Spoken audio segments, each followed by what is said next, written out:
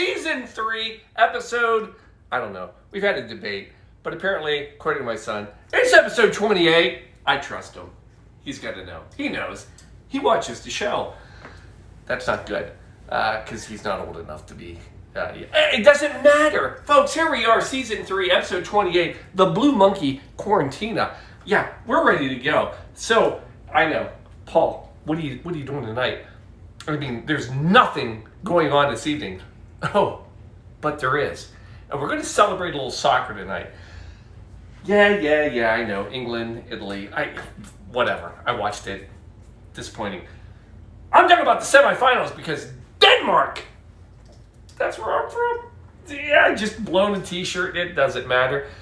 We were in the semis. We lost. I know. But I got a cocktail. And we're going to celebrate. And we're going to do it right now. Come on. Blue Monkey Quarantina. Only business. Monkey business. Are you ready? Let's go do this. Here we go. Yeah, let's do this. It's... Talk to me. Yeah.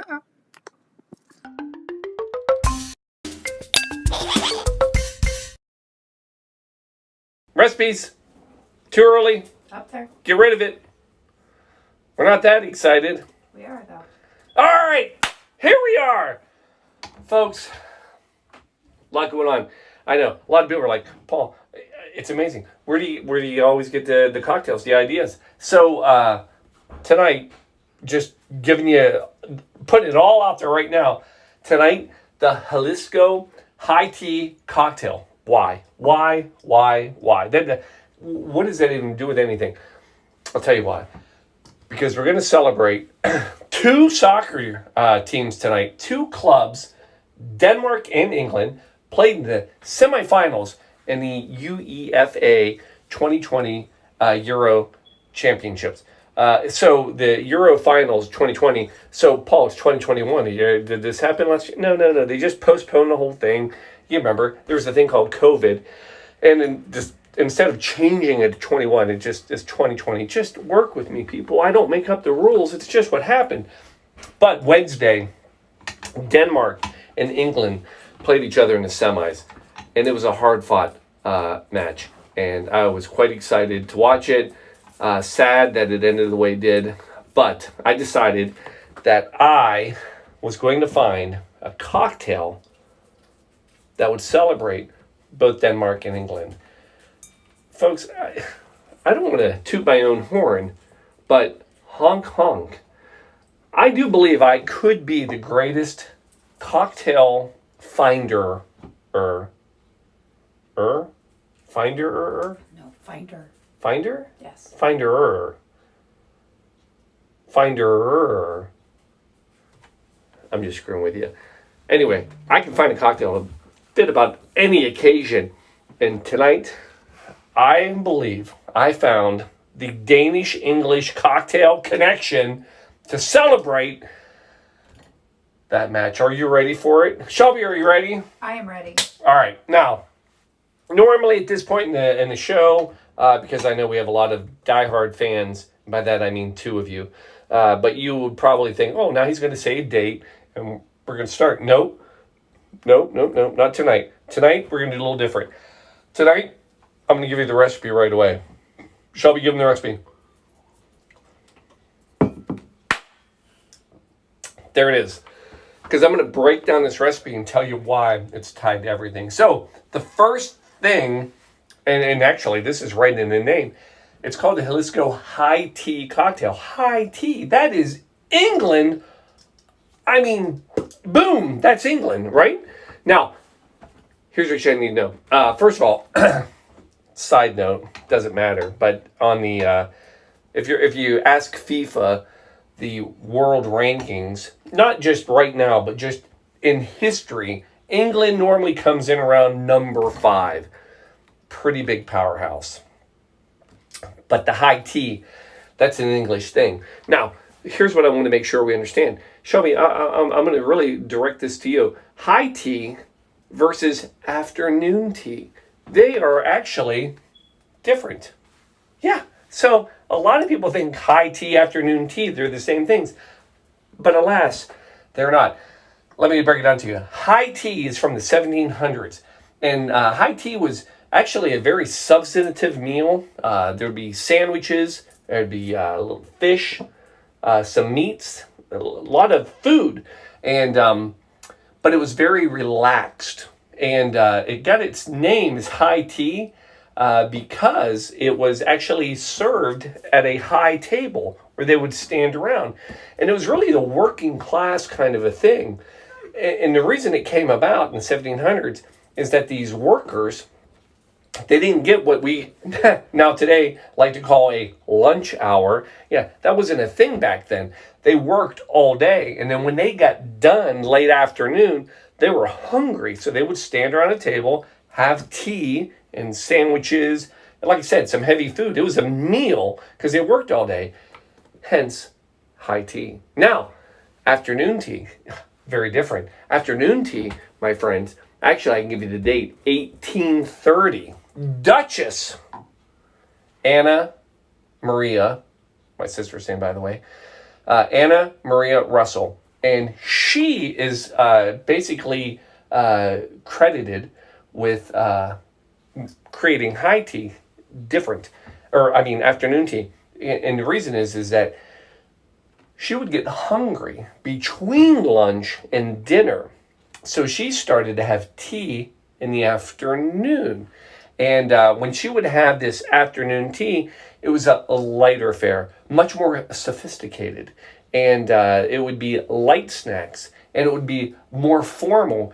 And are you ready for this, Shelby? It was actually called low tea. Oh, interesting. And here's why. Because they sat in chairs at a low table. High tea, low tea. Huh. The more you know. So there's our first nod. I'll give you the second nod to England. And that is part of this drink, if you're looking at the recipe, has lemon verbena Correct. iced tea, which we've made. I'll talk about it later. I probably won't. I'll forget. But anyway, this also has some English ties to it. So it's a South American spice. So that has nothing to do with anything. But in the Victorian ages, in the English world, lemon verbena, pardon me, actually was very popular not only for its fragrance, but also for flavoring. And anyway, we're going to have some of that tonight. For God's sakes, Paul, that's just two of the ingredients. Let me give you the third one, because this is where it gets real. Number 3, boom, cherry herring. That is pure Danish gold. More ruby, because it's not gold in color. But this is 1818. Huh? I forgot garnish. Go grab it. Keep talking. Keep talking. I'm going to stall. Nope, keep going. All right, so 1818, cherry herring. Paul, how do you remember these dates? Well, actually, this one is literally right on the bottle. It won't show up, but anyway, it is. Anyway, Peter Herring from Denmark, he creates this. There's a whole story there. I've told it to you numerous times. But anyway, he got it from his, this is his wife's father-in-law, mother-in-law, who, anyway, he got the recipe, becomes a huge export. It's all over the world that it gets shipped out. It becomes one of the most popular liquors out there. And actually, it's in some great drinks like the Singapore Sling, Blood and Sand. Now, don't confuse this with maraschino. Hold on. Maraschino liqueur, Luxardo. And don't confuse it with Kirschwasser, which is, both of those are delicious. And they are both cherry flavored. They're cherry origins, let me be clear. Because they used either the pits or that, but they're both clear. This is a dark ruby. And don't worry about that. Didn't see that. But anyway, this is the Danish Royal Cherry Brandy. And that's going to make this an amazing drink. Now, Paul, there's another part of this drink, Jalisco. I saw it in the title. Pretty sure that's tequila. And yeah, matter of fact, we're going top shelf over here, bringing it in. A Reposado, resting tequila, means it's aged for about a year. And so that's in there. Paul, how does this have anything to do with your Danish? It doesn't, not at all. By the way, I will say Mexico, though, typically ranked about number 3 when it comes to FIFA history World Championships. That's just part of it, and it happens to be Shelby's favorite choice of beverage many nights. Mm-hmm. So if she has to put up with me watching soccer, I give her a little tequila. So in our house, it makes sense. Anyway, oh, by the way, Paul, you didn't say where Denmark was in the FIFA ranking. That's because they're not. But they just had a really good year. Anyway, for God's sakes, Paul, make the drink. I'm making it. I'm going to make it right now. Folks, here we go. So what do? A little bit of ice right here. And go with that tequila. So a Reposado. You want a Jalisco, so center of the universe for blue agave tequilas. That's what we've got right here. 2 ounces per. So there's 2, and then there's 2 for Shelby. All right. Then we'll come in. Oh yeah, let's go with the tea. So here's your lemon verbena tea. Now we made this. My Shelby. Look at this. That's fresh. Scoot over a little bit. There you go. That's it. Perfect. Right here? There, yeah. So that's fresh lemon verbena from the garden, literally outside. And that's what you want to use if you have it. All you got to do is take a bunch of leaves, about 50, 2 quarts of water, throw it in, let it steep overnight. Done. Tea. Or go to the store. Buy some packets in the herbal section. It's a great herbal tea. Anyway, and for God's sake, if you don't have it, just use iced tea. It doesn't matter. 2 ounces per, though, is what we want. So there's 2, and there's 2. Then we're coming in with the good stuff. Here we go. The cherry herring, 1/2 ounce per. So I'm going to go 1 ounce total. So that's half for me, half for Shelby. We're just doing it all at once. And then you can see that. Look at that dark red ruby. Look at that thick. Oh,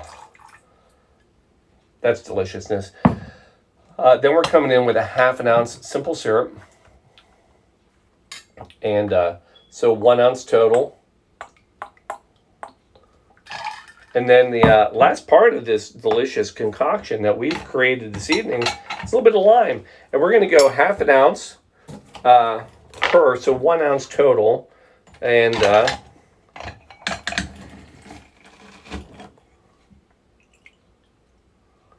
not enough.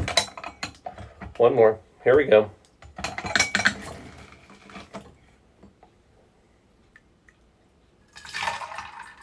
There it is. So there's our little bit of lime. Save that. We're coming back to garnish. And then last thing, people, they just, I don't know if they knew it or not.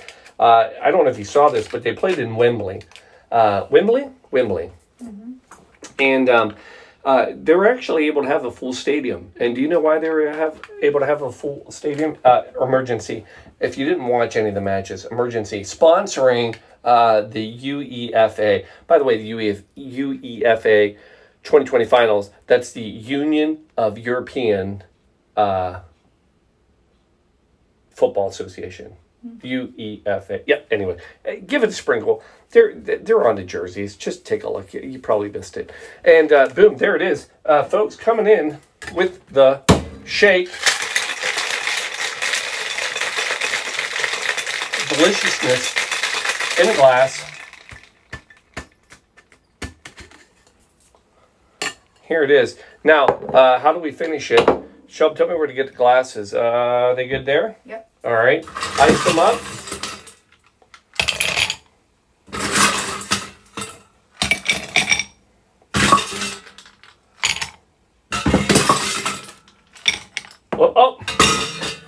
literally was about to say I didn't spill any, and then I just did. It doesn't matter, folks. Come on, here it is. Pour it over your ice. Oh, look at this. That is, that's deliciousness, right? Right, Joe? Looks like Oh, boom. There it is. Now, we got to give it a little garnish. We're going to go with two things tonight. First, a couple... Did you see that catch? I did. Did that make camera? It did. Oh my God, that's fantastic. Boom. Little lime wheel, because it's a lime wheel. It's fun. It's fantastic. And then... Oh, wake it up. Huh? Wake it up. Do we wake this too? Boom! Verbena, waking. You wake everything up. And look at that. Oh, into the back. Look at... Folks, I don't know if it's going to taste good, but it looks freaking delicious. How is it? I'll tell you. Hold on. Smells amazing. The tea, the lemon, it just smacks you in the face. Look. Anyway. Oh, yes. Cherry comes right through. Tequila, subtle, which we want it to be. Because this is about England and it's about Denmark. And boom, Denmark comes out on top on this drink. I'll tell you that all night long. Deliciousness. New favorite cocktail, actually. You ready for that, Chubb? Mm-hmm. So, give you a little cheers right here. Oh, focus. Ching, boom. All right, that was pretty nice. Hold, pause. Yes, good stuff. Folks, subscribe right here. More over here. Yeah, it's over there. But anyway, so I always like to leave you with something. And I had trouble tonight, I will tell you. And I normally leave you with one thing. But I'm going to leave you with two things tonight. Both very, very positive. So, here we go. First of all, I'm going to leave you with this. TIFO. Yeah, I'm putting a TIFO out there. Now, I wasn't going to talk about TIFO, but TIFO's big, and it's got an Italian tie, and I got to give a nod late in the night to Italy because they pulled off the UEFA championship. Pulled it out of England, penalty kicks, exciting. Shelby, how exciting was it? Very exciting. Very exciting. You heard her say it here first. Very exciting. Anyway, a TIFO, if you don't know what that is. So if you're ever at a soccer match and you see these huge displays, anywhere from everybody holds up a sign and in the stadium colors or these huge banners that come up, that might be three-dimensional, that's a TIFO. And it comes from the Italian word tifosi. And tifosi actually translates into those infected by typhus. And the story goes that if you're infected by typhus, you become delirious. And anyway, so this whole typhu is supporter groups. And they build these huge, just amazing banners. We were just at the FCC crew match, Hell is Real. And it was the largest three-dimensional typhu they've ever had. It was amazing. But it just shows the state of excitement and all that. It's amazing. Anyway, that's my shout out because that has some Italian tie. Boom, Italy, I've taken care of you. You're done. But I got to end tonight with a positive, and it's going to be from Denmark.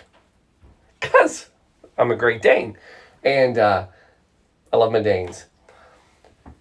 If you didn't see it, and I'm sure many of you heard of it, but Christian Eriksen actually during the UEFA not the finals, but the quarterfinals, he actually had a heart attack on the field against Finland. He went down. Very scary. I still play a little soccer, so my kids were like, you got to stop. I'm like, did you see this guy? He was fine. He's good. It's the Danes. We're Vikings. We're strong. We can overcome anything. But anyway, so what was amazing about this are two things. One, first of all, Christian Eriksen is fine. He actually just got out of the hospital. He had to have surgery. They had put a defibrillator in but he's good. He's out. Thumbs up. Awesome. But there's somebody else on that team. And I'll tell you what, if you're ever looking for somebody to sit there and say, wow, that is a soccer player, that is an athlete, that is a leader, whatever. Role model. Role model. Yes. Simon Kjær. So Simon Kjær is the captain of the Danish national team. And when that happened, he did a few things. One, he first of all, he got the whole team. He's the one who coordinated this circle so that you couldn't see in, so he blocked all the cameras. Amazing leadership. Then he conducted CPR to basically help save his life. And then when they were taking Christian off of the field, he went and talked to Christian's wife to console her and say he's fine, he's going to be okay. Folks, that's amazing stuff. And I'll tell you what, if you don't, I don't care what you watch, what you do, but there's some positive stuff out there. And to the Danes out there, I know we only made it to the semis, but my God, we made it to the semis. Right here, Shelbs, bringing it in, coming around. Hold on. Cheers, folks.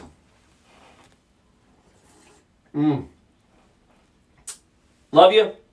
Thanks for joining tonight. Is that not good? It's very good. Yeah. It's very tea. Folks, love you. Thanks for watching the show. Another great episode. We'll see you next Sunday, 7:30, same time. Thanks for watching Quarantine Cocktail Show. Subscribe, all that stuff. Blah, blah, blah. Recipe, blah, blah. There we go. Are we out? You're out. Bye. Love you. We're out.